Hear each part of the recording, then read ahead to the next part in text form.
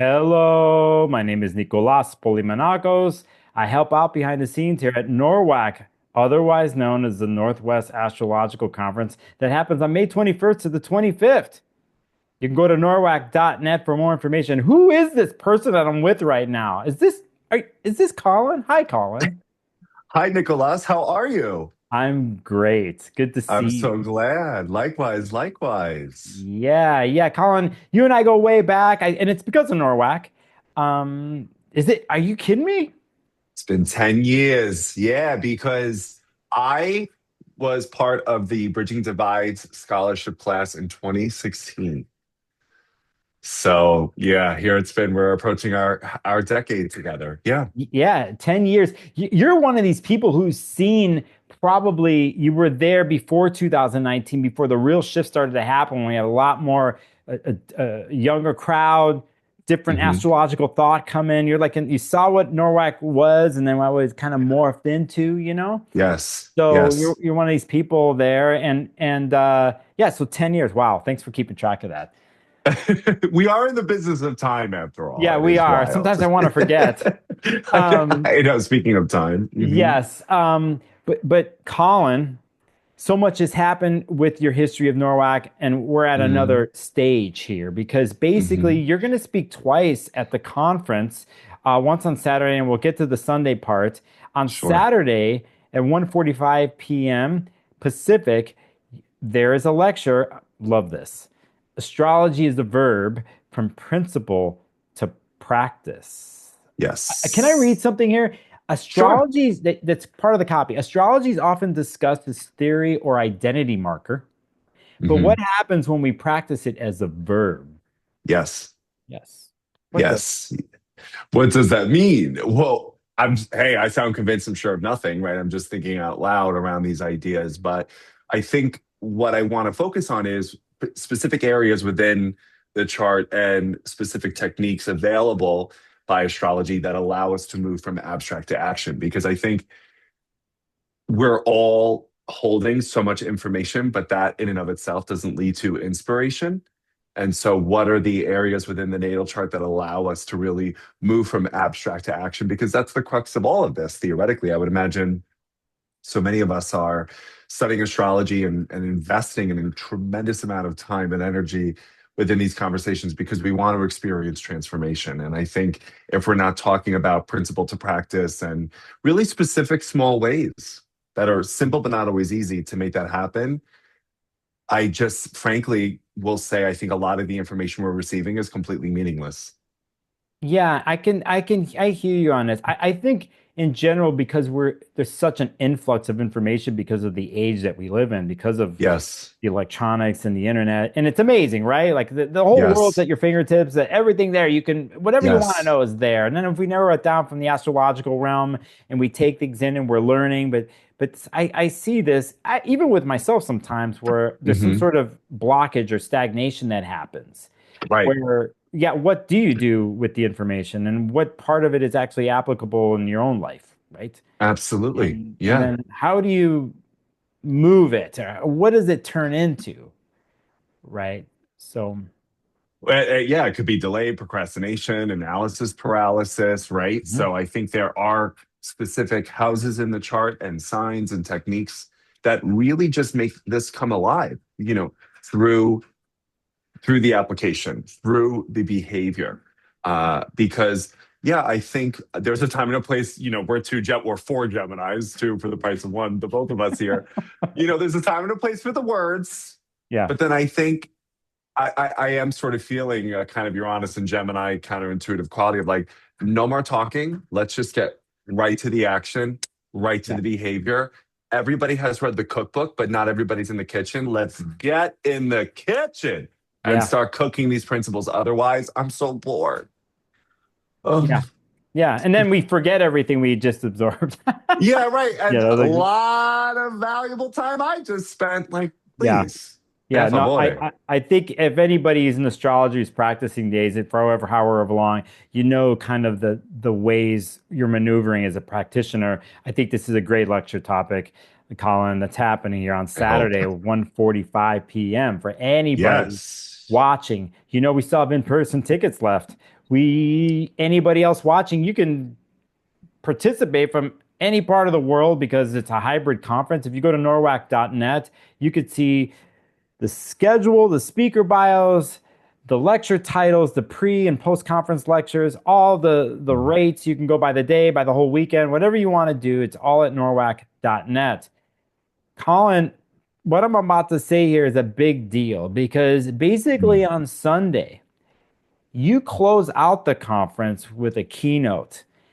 Now, before I say what the keynote is, as someone who has been involved with the conference going and helping or volunteering, whatever, all these things for 17, 18 years now, the Sunday night keynote at NORWAC is a thing. And there are certain people that have had a history of doing them or found themselves there. And it's kind of like after we do the whole weekend and we're all as astrologers participating together, like where do we go?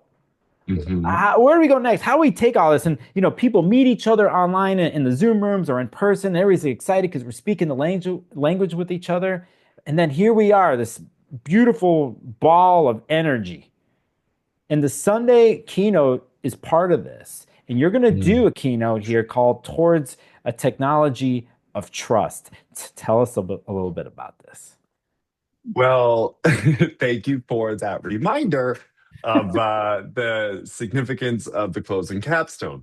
Yeah, so I think that we are living, and this almost sounds hollow to say because it's just like constantly discussed, but we really are living in so much of an unprecedented time with technology, politics, economy, environmental shifts that are happening. And my question is around how we as astrologers can help maximize other people's tolerance level with uncertainty, which is the foundation of trust. And that's the positive goal that I'm trying to walk people towards. Because truthfully, my concern, and I'd rather the call come from inside the house than outside the system, is that I am seeing more and more astrology practiced outside of the leading scholarship and strategies around trust building. And that makes me very nervous because in times of so much collective uncertainty is exactly when we need to be having really rigorously honest conversations around trust Mhm. and bust a lot of the myths that we have around trust, challenge some of our entitlements related to it, because trust is the conduit between where we are and where we want to go. I don't think anybody at NORWAC would disagree that the world needs more courage, the world needs more creativity, connection, justice, creative expression. Okay, great. Well, then trust is the primary conduit that we all need to cross between where we are and how we're going to get there. And what I want to make sure is that astrologers understand where our industry, which I love profoundly, actually atrophies trust skills. Mhm. When really what we need to be doing is skill building in trust. And so I'm going to just cover some four concepts that I think are the most pertinent to trust, and then have a generative conversation theoretically about ways in which we can all build a confident relationship with the unknown. Yeah, I think that what you're talking about and the title of this keynote is for where we are and the times that we're in and where we're about to go, right? Yes. I think in general too, and you know this, Colin, when we're dealing in any kind of relating and then eventually if we're relating, trying to get to an essence in that relation.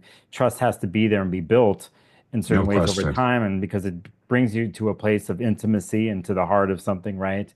And whatever form the relationship is. And so, as astrologers, we're doing this in many different ways. There's the relationship we do on our reel, on our Instagram with the Mhm. public. There's the one we do with our clients. There's the ones we do with each Yes. other's colleagues, so on and so forth. And Yes. and so, Yes. I think this is great timing, to expound about this and do it at NORWAC and there'll Mm. be conversations about this and that's what needs to happen and so we can go Yeah. forth, right? Yes. Yeah. Yes. Yes. And really kind of think about the fact that, hey, this Saturn Neptune conjunction that was theoretically in the past is still affecting our industry as well. So Mhm. we all need to be going back to the beginning and just sort of asking, hey, so what are the key basics of trust? And is it a word that's overused and underdefined? And so let's just level set a little bit because we too need to go into new places. And one of my favorite ideas, which is in the keynote, is by Rachel Botsman when she says nothing new happens in the known. Ah, right. So if we all want new things, well, then guess what? Where does that leave astrology when we're often trying to make the unknown known? Yes. Yeah, we're So there, navigating mystery with people and trying to, but we have to know where we stand within ourselves. I think that's great, Colin. And I think it's again, I think it's great timing here in 2026 I here hope, to end the conference there. Anybody watching, you're yeah. interested in any of this, you go to the website, norwac.net. All the information's there. Uh, People can watch at home as mentioned. We do these Q and Mhm. A's in between the lecture. So there's a lecture that happens. There's 40 minutes until the next lecture. People at the hotel are running Mhm. around, getting a coffee and getting ready for the next one. In that space online, we have Q and A's the whole weekend. You're going to be Right. part of one that's on Sunday at 11:50 a.m. I myself, Nicholas, or Lara Nalbandian, the speaker and who runs the conference, we help facilitate these to make the Mhm. connection with those online in the Zoom rooms. You'll be in a Yes, room with Rick Levine and Sam Reynolds. Okay, now that's a lot I of know. mercurial presence right there. Yes, Martian and Mercurial. I'm in Martian between and Mercury. an Aries and a Scorpio. Like, what am I doing here? Yeah. Let's see if I'm even facilitating that one. We also have a host online for the whole weekend. Her name is Samantha Hammer. Yes, Besides the who Q does a and A's, phenomenal job. Shout out yeah, to on Samantha. Saturday Yeah, night she facilitates an online party. On Thursday, before the conference starts, from 5 p.m. to 7 p.m. Pacific, we're having an open house. We're going to open up the Zoom rooms. I'll be there presently at the hotel. Samantha will be online for anybody who just cool. wants to start connecting, and we could point people in the right direction. Colin, I'm going to see you in a couple weeks here. Some of the things that people don't know too is, in a sense, there's always somebody who represents, besides Laura being the host of the conference, we have an Yes. MC of the conference. Over the years, we have Sam Reynolds, we have different people. You Hmm. are also the MC this year. And Yes. and did Laura know what she was getting herself into? We're not giving you the mic just for a keynote and a lecture. I No, mean, I you're gonna be know. on the mic there on stage and Ah. transitioning. Yes. I don't. I truly wonder, like, Capricorn woman, do you know what you're doing by giving a Gemini man a microphone for 2.5 days, honey? Yeah. I'd like to believe she does. Of course she does. Yeah, I'm really, really, really looking forward to it. Because as you know, we're gonna have a lot of planets in Gemini, so maybe we ought to have a Gemini behind the mic. Mhm. And yeah, I really love. I've done some hosting and presenting, and I even took an intensive improv comedy class not too long ago at Upright Citizens Brigade in Manhattan, and I'm just really fascinated by the idea of, yeah, improv and language and how comedy, but really grounded structure can hold the room. And I'm very much looking forward to it. I'm extremely honored because it does feel kind of full circle to go from Bridging Divide Scholarship recipient then to the MC of this particular NORWAC, exactly 10 years in between. So I'm just really excited. I really am. I'm looking forward to it. Yeah, I would say it's full circle, Colin. And things just flow this way. And you find yourself in certain places and positions. I'm really excited that you're going to be there and be the Me MC and do a too. keynote. Me too. And again, in the end, all of us as astrologers in person and online, how we do astrology may be different and the way we do it, but in the end, Mhm. we're all in the same place. We live this Totally. interesting, quirky life, I think, and a Yes. fascinating lives that we live. And Yeah. so for us Yeah. to go back and Magical. forth, yeah, yeah, no, Yeah. it's wow. I mean, we're to be mouthpieces of divinity and stuff and all that. And you know what though, Colin, I think too, with something that can seem so intense and serious, astrology, at the same time, you got to have a good time and play around with it a little bit too. And and crack, I have some jokes, and sometimes, we see, which we do this naturally as astrologers. You go, "Oh, where's your moon and where's your rising?" Oh, we can Hmm. crack jokes with each other, make Yeah. fun and do whatever, right? And so got Yes. to remember that side of things. And I think, Totally. you being there as the MC and stuff, I know in the moment you'll be seizing the moments, and I know things will just channel through you. I hope so. And I hope that it is appropriate because I have to remember what room I am in. Yeah. Well, and also to that point, I love that you mentioned levity and comedy. I think it's important to acknowledge that in Yeah. indigenous ceremony, it's the trickster who opens up anything that's political or spiritual because they believe that you cannot think critically or pray deeply until you laughed first. Uh-huh. Yeah. So laughter as a function of intelligence and spiritual depth, I think, is something that astrology holds with particular signs. And I would very much like to live into the truth of that Gemini wisdom. And I know you know exactly what I'm talking about. It's one of those things. If anybody's a Gemini too, if you're in some social situation and you see like a moment or the something No. materialize, I'm like, this is the perfect place to say this. I can't help it. Like if I don't say this or do this, then I'm I not being know. myself. I can't. This is what I'm. No. Tricksters and ciphers Ugh. and court jesters are built for. It's true. It just can't help. You're supposed to do it. I There's know. an art and there's a style and tact, right? But Yes. in general, if in anything, I guess to sum up things too, I mean, we're all storytellers, astrologers, and we study Yeah. story and the past Yes. and myth from all different cultures and times and in our history.